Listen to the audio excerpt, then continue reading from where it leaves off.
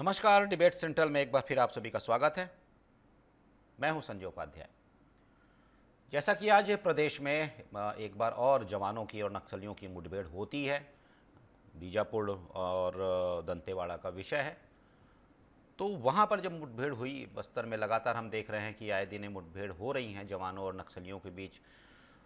जवान कोशिश कर रहे हैं, सुरक्षा बल के जवान नक्सलियों के गढ़ों के भीतर पहुंचने का। जो नक्सलियों के गढ़ हुआ करते थे, माना जाता था कि वहां पर आम लोग नहीं पहुंच सकते, फोर्स नहीं पहुंच सकती, वहां तक फोर्स पहुंच रही हैं, कैंप नए नए बनाए जा रहे हैं। लेकिन लगातार इसका उद्देश्य यही बताया जा रहा है। एक तो नक्सलवाद के खिलाफ लगातार सतत लड़ाई की बात कही जा रही है, दृढ़ संकल्पित होने की बात की जा रही है। दूसरी ओर एक टारगेट है, एक समय सीमा है जो कि देश के गृह मंत्री अमित शाह ने ये सेट किया है, तय किया है कि मार्च 2026 तक पूरे देश से नक्सल समस्या का उन्मूलन कर लेंगे। मतलब नक्सल मुक्त, माओवाद मुक्त भारत होगा, प्रदेश होगा, छत्तीसगढ़ होगा। तो आज जब एक और ऐसी मुठभेड़ होती है, घटना होती है, उसके बाद कुछ सियासी बयानबाजी होती है। और बयान कौन देते हैं? एक विपक्ष के कहा जाइए कि कांग्रेस के चाणक्य हैं, नेता प्रतिपक्ष हैं, चरणदास महंत। उन्होंने कुछ ऐसा कहा जिसके बाद सियासत में उबाल सा आ गया और भी बहुत से बयान आए। उन्होंने जो कहा हम आपको सुनाएंगे, बताएंगे और उस पर आज हम चर्चा भी करेंगे। पहले देख लीजिए एक रिपोर्ट।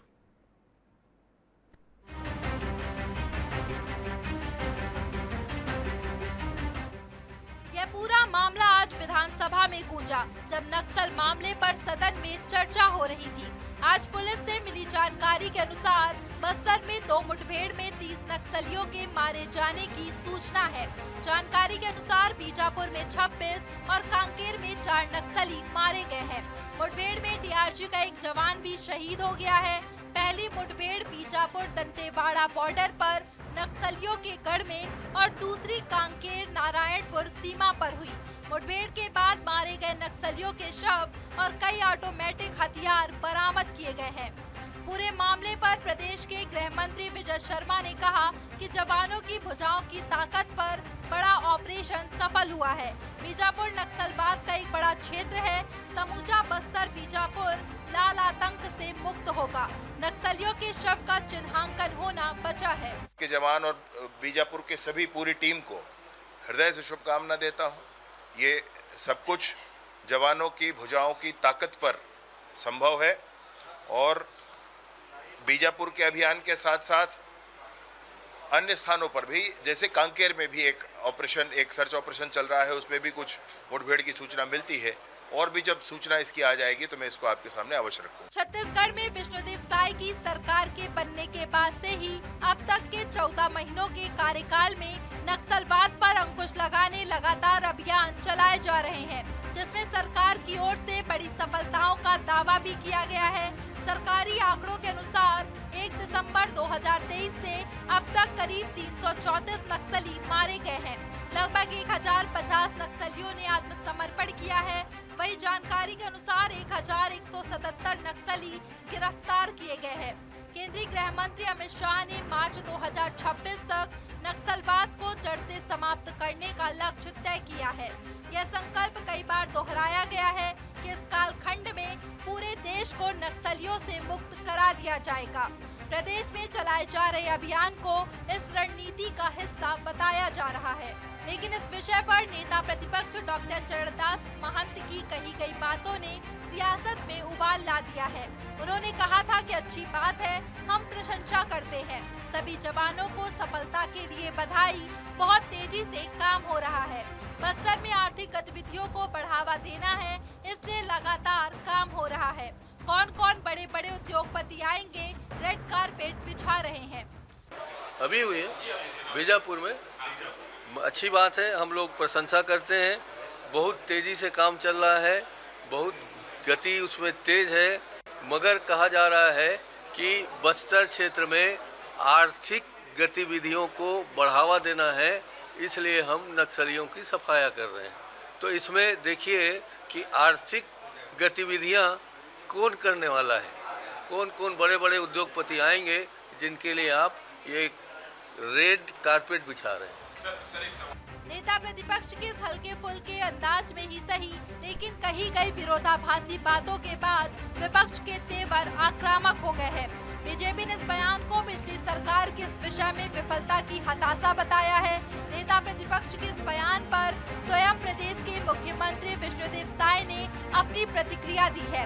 उन्होंने इस बयान पर पलटवार करते हुए कहा कि कांग्रेस के पास कोई मुद्दा नहीं बचा है। चुनाव में 4 बार हार के कारण ये लोग बौखलाए हुए हैं, बौखलाहट भी कुछ भी बोल रहे हैं। उन्होंने कहा कि नक्सल मोर्चे पर ऑपरेशन लगातार तेज होगा।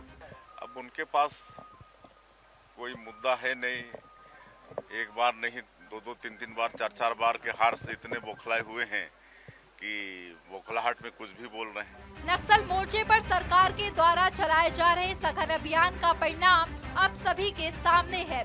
आंकड़े बताते हैं कि साय सरकार के अब तक के इस छोटे से ही कार्यकाल में बड़ी संख्या में नक्सली मारे गए हैं। आत्मसमर्पण करने वाले और गिरफ्तार किए जाने वाले नक्सलियों की भी बड़ी संख्या है। अब जवान नक्सलियों के गढ़ में भी घुसकर क्षेत्र को नक्सल मुक्त करने के अभियान में तेजी से आगे बढ़ रहे हैं। लेकिन इस विषय पर विपक्ष अब भी असमंजस की स्थिति में दिखाई दे रहा है। उनके द्वारा एक ओर जवानों के साहस की तो प्रशंसा की जा रही है, वहीं दूसरी ओर सरकार की मंशा पर भी प्रश्न खड़े किए जा रहे हैं। कुल मिलाकर नक्सल मोर्चे पर भी सियासत के अलग अलग रंग देखे जा रहे हैं। इस बीच महत्वपूर्ण यही देखना होगा कि क्या अपने द्वारा तय की गई समय सीमा पर सरकार खरी उतर पाती है या नहीं। सियासत का तो ऐसा है कि यह होती ही रहेगी।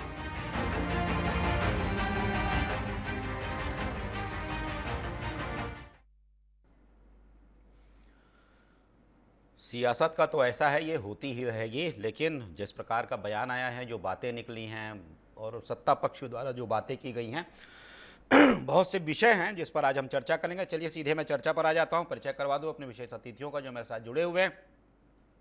निशिकांत पांडे जी हैं, प्रवक्ता हैं भारतीय जनता पार्टी के। निशिकांत जी, स्वागत है आपका। रवि ग्वालानी जी हैं, प्रवक्ता हैं कांग्रेस के। रवि जी, स्वागत है। साथ ही साथ अजय चंद्राकर जी हमारे साथ जुड़े हुए हैं, राजनीति के विशेषज्ञ हैं, विश्लेषक हैं। सर, आपका भी बहुत बहुत स्वागत है। शुरुआत तो आपसे करूंगा। रवि जी, ग्वालानी जी, रेड कारपेट किसके लिए बिछाया जा रहा है? मतलब विरोधाभास है सर इसमें। आप कह रहे हैं कि जवानों के शौर्य को प्रणाम, उनकी साहस है, उनकी कर्तव्यनिष्ठा है, वो हिम्मत वाले हैं, वो नक्सलवाद के खिलाफ लड़ रहे हैं, सफाया कर रहे हैं। फिर पूछ रहे हैं कि रेड कारपेट किसके लिए बिछाया जा रहा है? क्या नहीं चाहती कांग्रेस कि बस्तर में अमन शांति हो, चैन हो और वहाँ भी विकास की संतुलित धारा बहे? क्योंकि उद्योग, पर्यटन, प्राकृतिक नैसर्गिक सौंदर्य, ये साथ ही मतलब गुथे हुए बुने हुए बातें हैं। संतुलित विकास का मतलब ये होता है कि सारी चीजें उस संतुलन से रखी जाएं। आप नहीं चाहते क्या? जी, कांग्रेस पार्टी ने कभी भी ये नहीं कहा कि विकास नहीं चाहते या हम वहां पे शांति नहीं चाहते। ऐसा कभी भी हमने नहीं कहा है। पुराने कोई भी आप बयान निकाल लीजिए, ऐसा आप कहीं भी नहीं सुनेंगे जी। मैं आपको बताता हूं कि आज जो ये हुआ है ऑपरेशन, जिसमें कई सारे नक्सली मरे हैं, सबसे पहले तो मैं सारे जवानों को प्रणाम करूंगा। उन्होंने जो काम किया है, देश को आगे बढ़ाने ले जाने का जो उन्होंने महंत जी ने कर लिया प्रणाम। ग्वालानी जी, महंत जी ने कर लिया प्रणाम। आगे जो लाइनें कही हैं वो बता दीजिए, रेड कारपेट वो बता दीजिए। और मैं सर चाहूंगा रवि जी, निशिकांत जी, अजय सर, मैं चाहूंगा ना कि थोड़ा संक्षेप में जवाब, ठोस जवाब दिया जाए ताकि थोड़ी ज्यादा चर्चा हो सके, मैं आप लोगों के पास कई बार आ जा सकूं। जी बिल्कुल बिल्कुल। देखिए, आज जो बात ये निकल करके आ रही है कि किसका विकास होगा, आर्थिक विकास की जब बात निकल रही है तो किसका होगा, ये बात इसलिए निकल रही है कि आप देखिए, थोड़ा बस्तर तरफ चलिए, नगरनार प्लांट है, नगरनार प्लांट लगता है, बाद में उसको बेचने के लिए निकाल दिया जाता है। एक तरफ सरकार कह रही है विकास करेंगे, दूसरी तरफ कहती है इतना बड़ा नगरनार प्लांट जो लाखों लोगों, जो हजारों लोगों को रोजगार दे रहा है, उसको बेचने के लिए टेंडर निकाल दी है। एक तरफ ये जमीन अधिग्रहण करने की बात करते हैं, ये कहते हैं कि जमीन का अधिग्रहण करो। दूसरी तरफ अगर आप बिलासपुर क्षेत्र तरफ आ जाएंगे तो वहां पर आप देखिए जो हसदेव अभयारण्य है वहां पर ये कह रहे हैं कि हम पूरा तोड़ करके उसमें से कोयला निकालेंगे, वहां पर एक तरफ ये सारी चीजें अडानी को दे रहे हैं। तो ये बातें क्यों नहीं होंगी कि आज छत्तीसगढ़ में ये कह रहे हैं आर्थिक विकास होगा, तो किसका आर्थिक विकास होगा? बात यहाँ पे जवानों के द्वारा इस किए गए कार्य की नहीं हो रही, उसकी तो प्रशंसा हर कोई कर रहा है, भूरी भूरी प्रशंसा है, लेकिन आखिर ये किसके लिए हो रहा है? ये बातें क्यों नहीं आ रही है? जब भी भारतीय जनता पार्टी आती है ऐसा क्यों हो जाता है? मतलब ग्वालानी जी, पहले ये बताया जाए कि ये नक्सल मुक्ति अभियान किसके लिए हो रहा है, फिर ये अभियान चलाया जाए। ये प्रश्नवाचक चिन्ह तो उठेगा। ये लोग सरकार में आते हैं, उसके पहले ये कहते रहते हैं कि हसदेव में गलत काम हो रहा है, लेकिन इनके आने के बाद वो सारी चीजें अडानी को दे दी जाती है। ये आते हैं केंद्र में, नगरनार प्लांट बेचने की बात कर देते हैं, आज ये कह रहे हैं कि आर्थिक विकास की बात कर रहे हैं। तो आखिर इसके ऊपर भी तो स्पष्टीकरण आना चाहिए ना। या तो सरकार बोले कि वहां पर हम कोई भी बड़े कॉर्पोरेट को नहीं देंगे, कोई भी इस तरह के राष्ट्रीय स्तर के कॉर्पोरेट को काम नहीं देंगे, लोकल स्तर पर काम होगा, ऐसा भी तो कोई बयान नहीं आ रहा है। ठीक है निशिकांत जी, चलिए आप ही बता दीजिए इनको, रवि जी को बता दीजिए कि भाई आपका उद्देश्य क्या है, नक्सलवाद के उन्मूलन का उद्देश्य आपका क्या है, किसे आप रेड कॉर्पोरेट देना चाहते हैं? ये नक्सलवाद की समस्या पूरे देश की समस्या है, जो एक टारगेट सेट किया गया है, क्योंकि एक बड़ा क्षेत्र है, बड़ा भूभाग है, जो कि प्राकृतिक समझिए कि संसाधनों से प्रचुर है, भरा पड़ा है। मैंने जैसा कहा, लोग भी कहते हैं, अजय चंद्राकर जी बैठे हुए हैं, संतुलित विकास आज की आवश्यकता है। आप कहें कि भाई भिलाई स्टील प्लांट क्यों बना, बोकारो क्यों बना, भाई बड़ी बड़ी इंस्टीट्यूशंस, बड़े बड़े इंडस्ट्रीज क्यों हैं, ये बड़े बड़े एक्सकेवेशंस क्यों हो रहे हैं, ये बैंडेड हेमेटाइट क्वार्टजाइट का वो बैंड और बैंडेड हेमेटाइट जस्पर का वो बैंड बिहार क्यों, हेमेटाइट क्यों खोद रहे हैं आप? रहने दीजिए सब वैसे ही, अगर आपको वैसे ही विकास करना है। मैंने कहा संतुलित विकास, विकास में लोगों की भागीदारी, विकास से लोगों की समृद्धि, और विकास के साथ लोगों का जो पुनर्व्यवस्थापन हो, इतना सुदृढ़ हो कि भाई वो दिखे असर उसका। निशिकांत जी, किसे देने जा रहे हैं? कांग्रेस में जो बौखलाहट है और नेता प्रतिपक्ष कह रहे हैं। निशिकांत जी। संजय जी, आपको, रवि गोलानी जी को, बड़े भाई अजय चंद्रा जी को संदर्भवाद जी। लेकिन इन सब बातों में हमारे भारत माता के वीर सपूतों का शौर्य पीछे ना रह जाए। पहले उनको प्रणाम करते हुए, उनके पराक्रम को और शौर्य को प्रणाम करते हुए बात रखूंगा जी। देखिए, जो मनसा है, जो बुरा जो देखन में चला, बुरा न मिलिया कोई, जो दिल ढूंढा आप ना, मुझसे बुरा ना। रवि गोलानी जी, कब तक, मतलब मुझे ये नहीं समझ में आता कब तक आप इसको ऐसे लेके चलेंगे? अगर रायपुर का विकास हुआ तो इंडस्ट्री आई होगी, कोई बात नहीं, बहुत बड़ी बात नहीं है, लेकिन रायपुर का विकास हुआ तो रायपुर एक शहर के रूप में सभी शहरियों का विकास हुआ, आपका हमारा विकास हुआ, शिक्षा, स्वास्थ्य, सड़क, बिजली, पानी पहुंचे। तो इससे मतलब इंडस्ट्री को जोड़ना आप जोड़ सकते हैं। आपके पास जनता ने कोई कार्य नहीं छोड़ा तो आप ऐसा एक सबकॉन्शियस माइंड में रीड करके उसको फैला सकते हैं। लेकिन अगर विकास होगा तो समुचित विकास होगा, सर्वांगीण विकास होगा। जिन जो क्षेत्रों की हम बात कर रहे हैं, उन क्षेत्रों में अगर हम, संजय जी, कहें कि कई जगह लाइट नहीं पहुंची है, कई जगह हम पानी नहीं पहुंचाए हैं इस लाल आतंक के कारण जी। आप और हम, रघुलानी जी, यहाँ रायपुर में बैठ के ऐसी चला के बात कर रहे हैं, उस सुदूर वनांचल की समस्या को अगर आप देख लेंगे और उसके बाद आंसू नहीं निकले तो कांग्रेस से बड़ा निर्मोही कोई नहीं हो सकता। विकास वनांचल का होना चाहिए, विकास के साथ संस्कार और संस्कृति को बचाने का जो कार्य करना है वो भी होना चाहिए, और विकास के रफ्तार से ही विश्वास को अर्जित करने का प्रयास हम कर रहे हैं।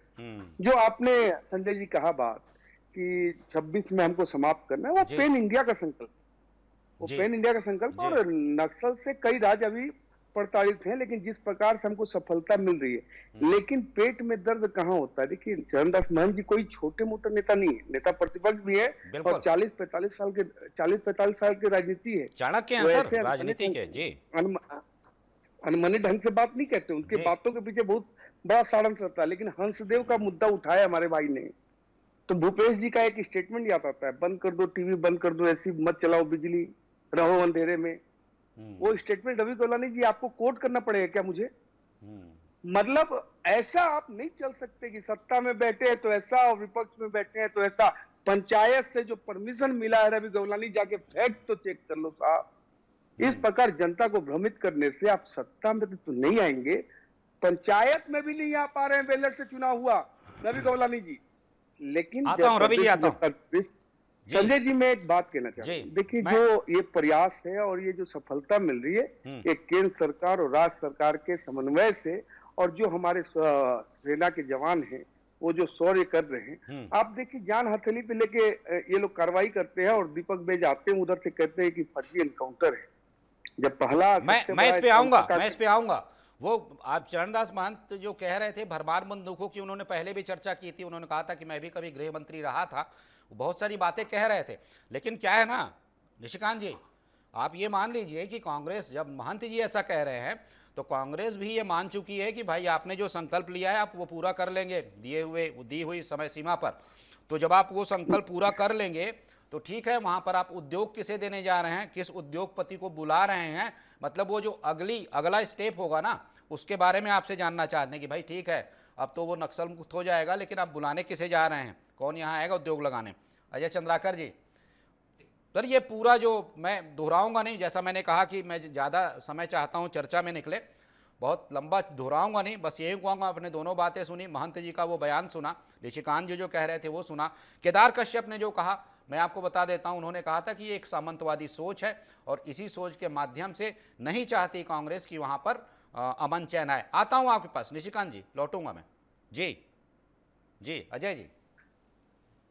देखिए संजय जी, सबसे पहली बात तो यह है कि संसदीय लोकतंत्र की कुछ खामियों के कारण वहां हिंसा फैलाने वाले लोग जिस तरह से अपना इम्पैक्ट छोड़ते रहे, और बस्तर जो प्रकृति की निशुल्क उपहारों से आच्छादित है, वहां अशांति फैला करके रखे हुए।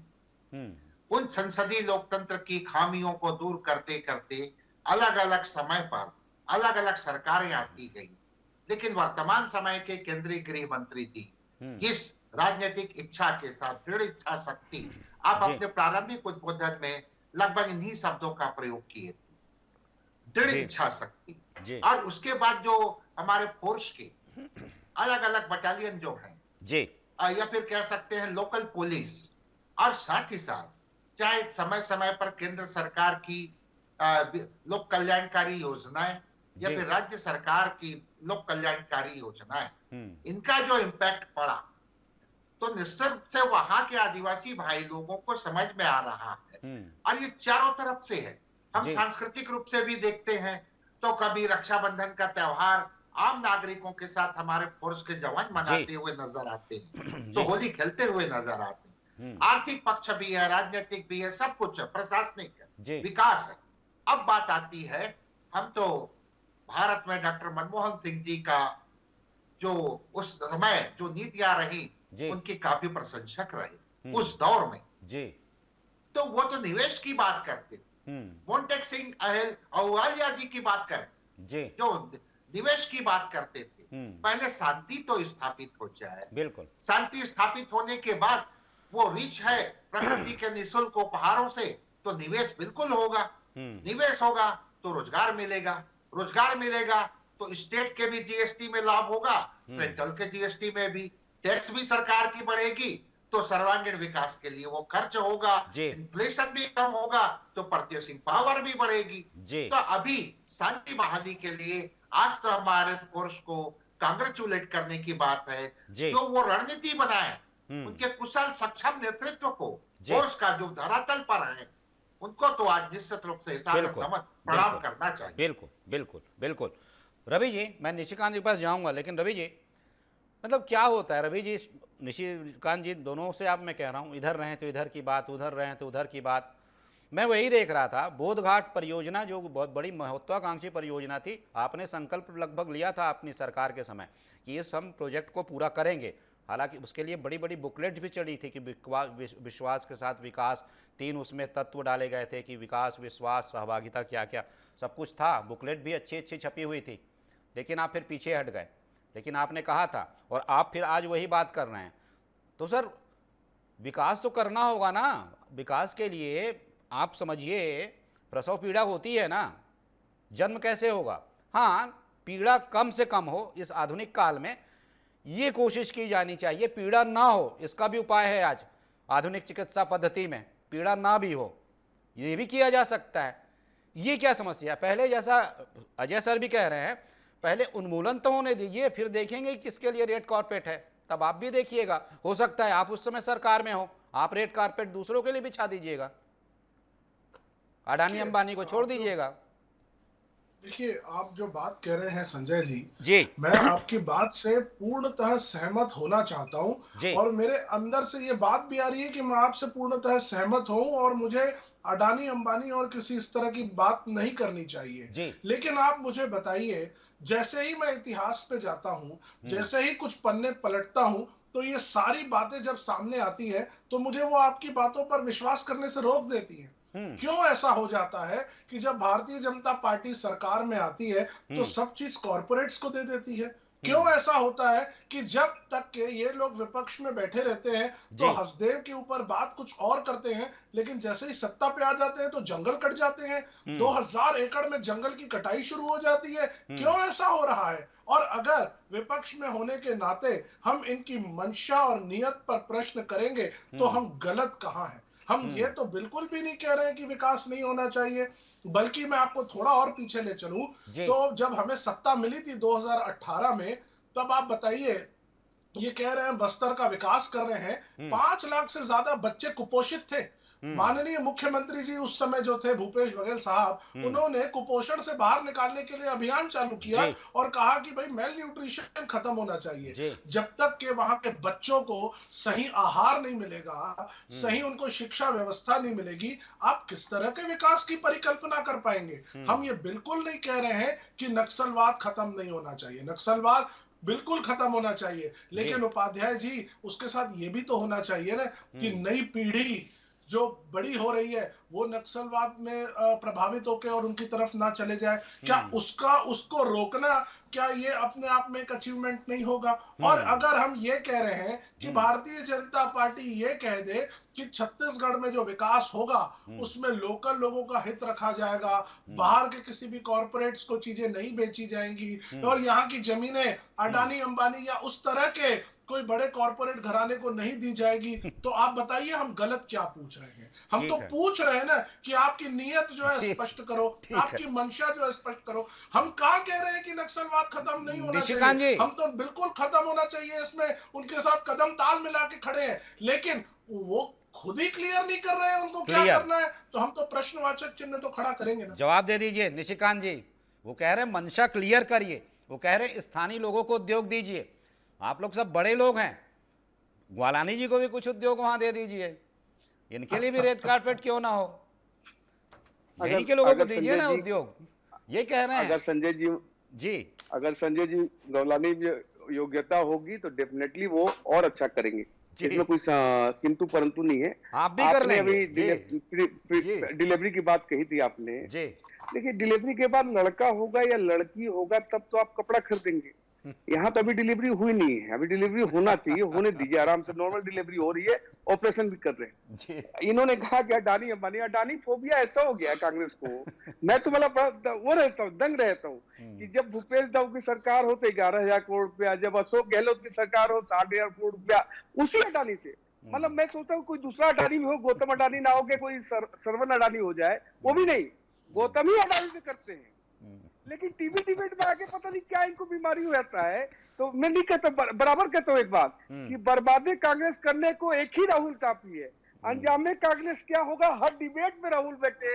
अरे भाई साहब, जब इतना ही नफरत है तो बंगाल से केरल में आपकी सरकार है इंडी गठबंधन की, मना करो ना। अच्छा, दूसरा महत्वपूर्ण विषय कि 2014 से अडानी और अंबानी बने हैं, उसके पहले मंदिर हसोद के रेलवे स्टेशन में मूंगफली बेचे थे अडानी और अंबानी।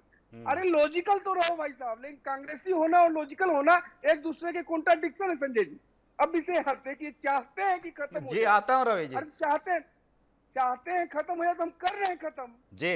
आप तो यही चाहते हो नहीं खत्म हो जाए लाला संघ जी, हम खत्म कर रहे हैं। आप बोलिए कि हम नहीं कर पाए समाप्त साहब, आप कर रहे हैं, आपका साधुवाद, सेना का साधुवाद, लेकिन ये कतई नहीं कहेंगे। ये कहेंगे इंदिरा गांधी जी ने पाकिस्तान के 2 टुकड़े कर दिए, लेकिन ये कतई नहीं कहेंगे कि लाल आतंक भारतीय जनता पार्टी की सरकार कर रही है, ये कहेंगे सेना की है, ये भी बात सही है, सेना कर रही है, लेकिन भारतीय जनता पार्टी के सरकार के अंदर ये काम हो रहा है।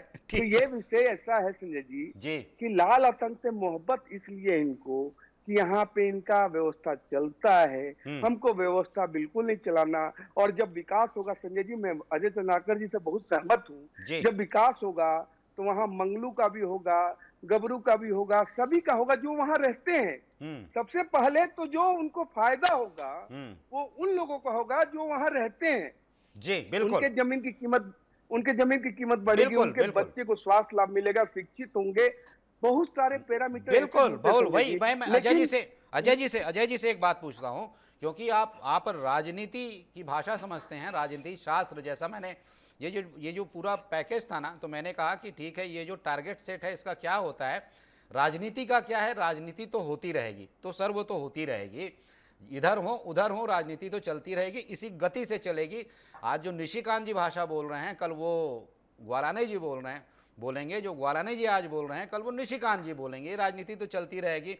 मैं 20 साल से ज़्यादा वर्षों से लगातार देख रहा हूँ तीनों पक्षों को, खाली चेहरा बदल जाता है सर, भाषा वही रहती है। अजय जी एक बात बताइए, जो बस्तर की बात हो रही है, नक्सली उन्मूलन एक टारगेट है, ठीक है, ये चुनौती है कि मार्च तक 26 तक आप करते हैं, संकल्प है आपका, लेकिन ये जो बात हो रही है थोड़ा सा इसको डिकोड करिएगा। महंत जी ने जो कहा, मैंने कहा क्योंकि आप राजनीतिक शास्त्र के विशेषज्ञ हैं, इसको थोड़ा डिकोड कीजिए कि वो कह रहे हैं प्रशंसा कर रहे हैं जवानों की, फिर वो कह रहे हैं कि भाई ये रेड कारपेट बिछाने की तैयारी है, ये कौन से उद्योगपति हैं बताएं तो।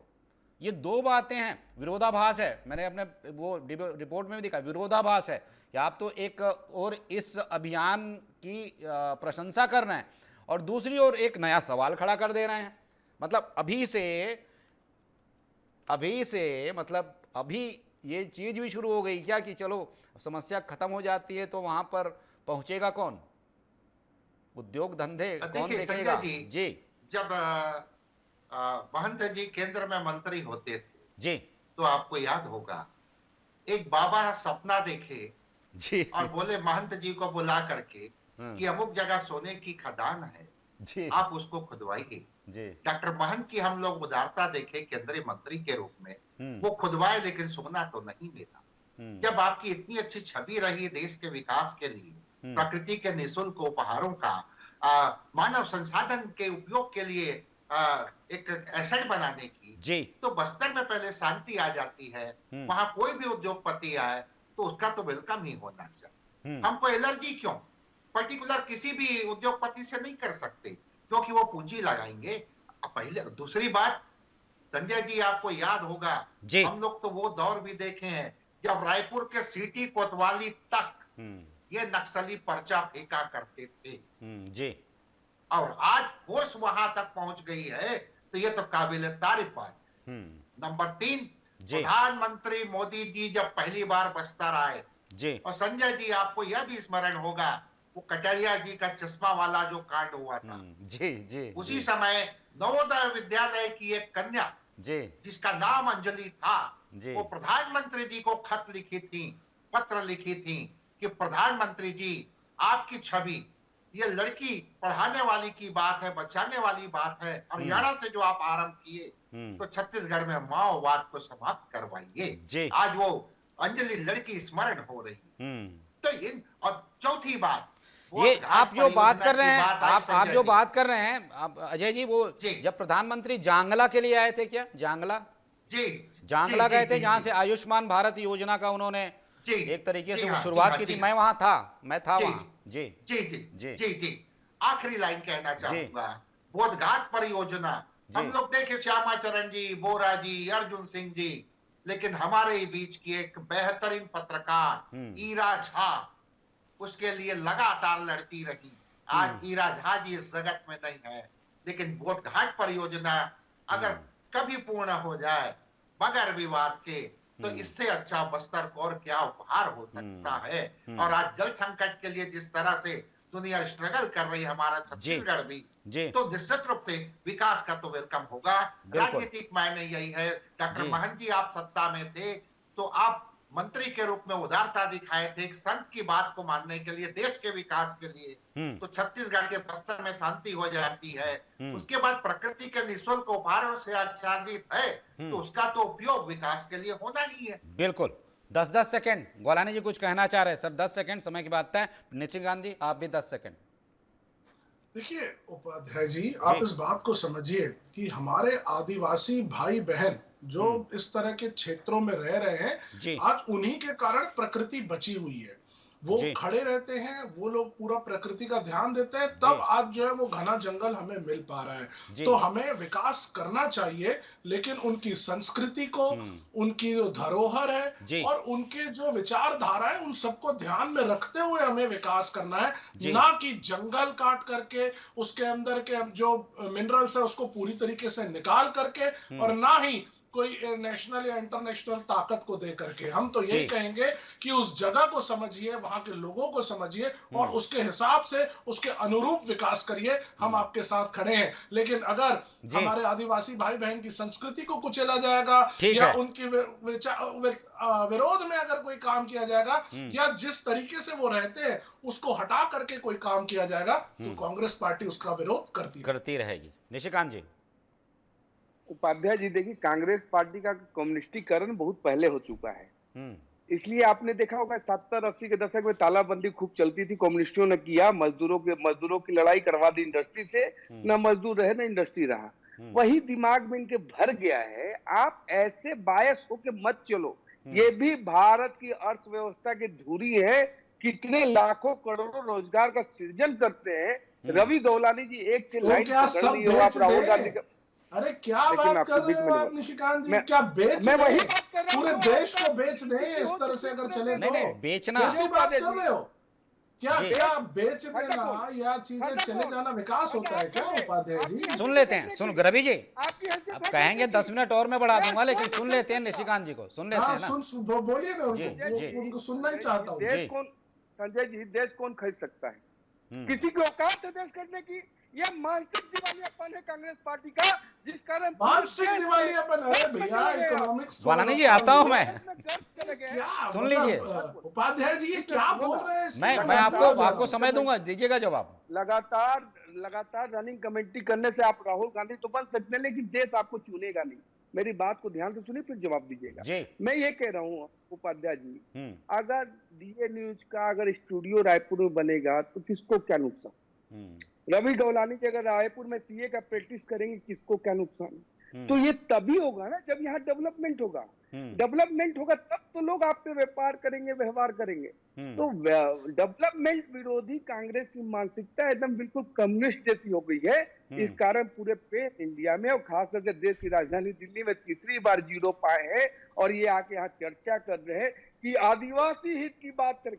अरे आदिवासी को हिंदू नहीं मानता आपका मंत्री, आपका पूर्व मंत्री बोलता है आदिवासी हिंदू नहीं है, तो मुस्लिम के किस फिरके में आपको बताते? ठीक है निशिकांत जी, इस पर मैं एक बार चर्चा कर चुका हूँ थोड़ी दिन पहले। ये जो ईसाई मिशनरी और दुनिया भर की जो बातें चलती थी, कौन हिंदू कौन क्या क्या था ना, सब कुछ विषय था, इस पर मैं बातें कर चुका हूँ।